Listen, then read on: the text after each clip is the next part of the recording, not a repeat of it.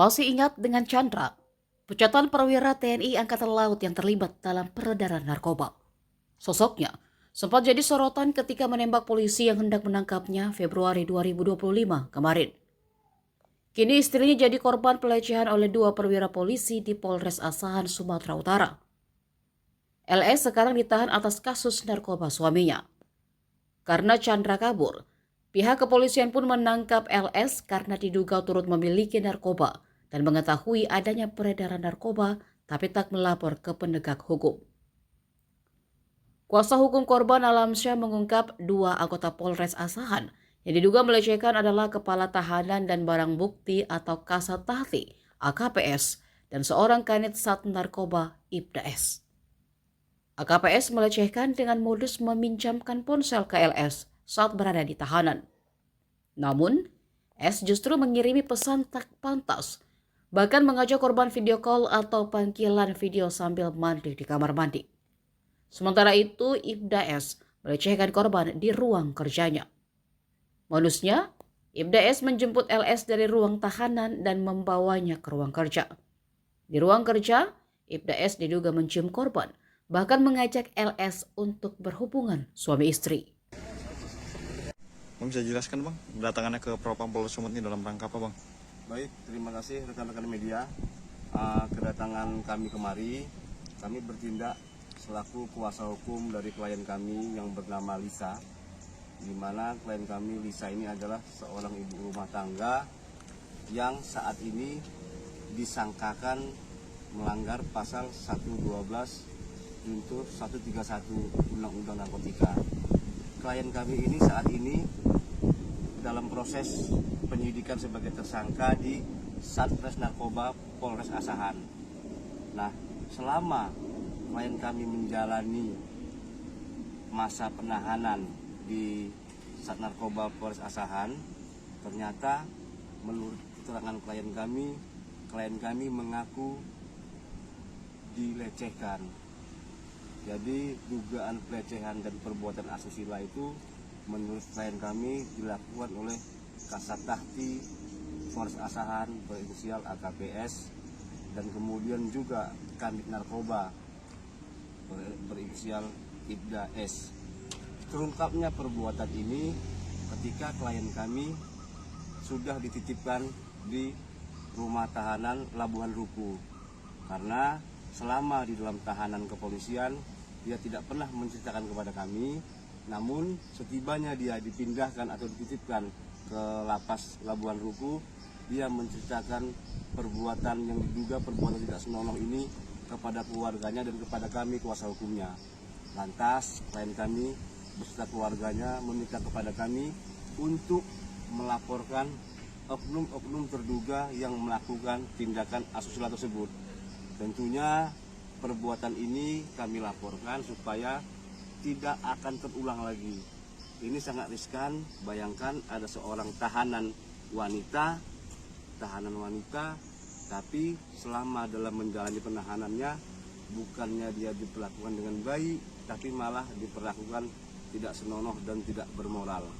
Modusnya menurut keterangan klien kami terhadap Kasat Tahti ini awalnya mengizinkan klien kami menggunakan handphone Android di dalam tahanan. Tapi ternyata sembari memberikan handphone ada niat-niat yang tidak baik yang dilakukannya. Dia melakukan chatan atau video call dengan klien kami dengan bahasa-bahasa yang tidak sopan. Padahal berulang kali klien kami sudah menjelaskan dia berstatus seorang istri, sah masih istri orang, tapi ternyata juga Kasat Tahti tetap menjalankan aksinya, melakukan perbuatan-perbuatan yang tidak bermoral. Itu terhadap terlapor pertama Kasat Tahti. Nah, kemudian untuk Kanit Narkoba berinisial Ibda S, modusnya menurut keterangan klien kami, Kanit Narkoba tersebut selalu atau sering mengebon klien kami, artinya mengeluarkan dari tahanan dibawa ke ruangan Kanit Narkoba. Setibanya di ruang Kanit bukan malah dilakukan pemeriksaan, melainkan dengan waktu yang berbeda dengan 2 kali kejadian kanit narkoba tersebut menciumi klien kami. Itulah menurut keterangan klien kami. Dia bisa memaparkan semuanya karena dia saat ini sudah tidak merasa ketakutan lagi, dia sudah merasa bebas karena dia sudah dititipkan di Lapas Labuan Ruku. Demikian rekan-rekan. AKPS yang merupakan kasat tahti, ada nanti bukti-buktinya kami serahkan ke rekan-rekan media. Itu untuk AKPS selaku kasat tahti.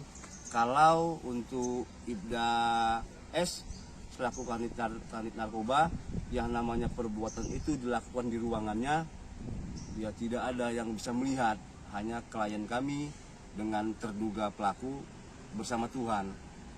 Hanya itu saja, tapi dengan keyakinan dan rasa ketakutan, kemudian klien kami juga berpesan perbuatan ini harus dilaporkan agar tidak terjadi kepada tahanan-tahanan wanita yang lainnya. Demikian. Kali ingin melakukan kontak fisik, klien kami selalu menolak. Makanya klien kami memaksa, kami juga pernah dimintai tolong agar segera dilimpahkan, agar segera cepat-cepat dititipkan ke lapas. Kami nggak tahu maksudnya apa, ternyata setelah dititipkan di lapas, peristiwa inilah yang terjadi. Pelecehan verbalnya apa aja tuh? Mungkin boleh. Nah, pelecehan verbalnya ngajak berhubungan, kemudian dia sedang mandi, ingin PC, merayu dan sebagainya, sesuai dengan chat-chat yang ada di screenshotan ini. Berarti dugaan pelecehan ini terjadi di saat ditahan di Polres Asahan. Iya, saat ditahan di Polres Asahan. Bang, mungkin bisa dirincikan sedikit bang, pelecehan yang dilakukan kanit itu kapan, dan kasat tahti itu kapan? Nah, kalau untuk tepat waktunya, klien kami lupa hari dan tanggalnya, tapi perbuatan itu dilakukan semasa klien kami menjalani proses penahanan di Satahti Polres Asahan. Kapan itu kira-kira bang? Keterangan dari klien kami, ya tidak lama dia menjalani penahanan, seminggu atau dua minggu kemudian perbuatan itu mulai terjadi. Kalau kasat tahti, perbuatannya berulang, hampir setiap malam mengganggu. Nah, kalau untuk kanit narkoba, dia selalu mengebon, dipanggil ke ruangannya. Harusnya kan memang tidak dibenarkan memanggil tahanan untuk dibawa ke ruangannya, kecuali untuk dilakukan pemeriksaan, itu pun harus didampingi oleh penasihat hukum. Ini Laporan itu sudah diterima.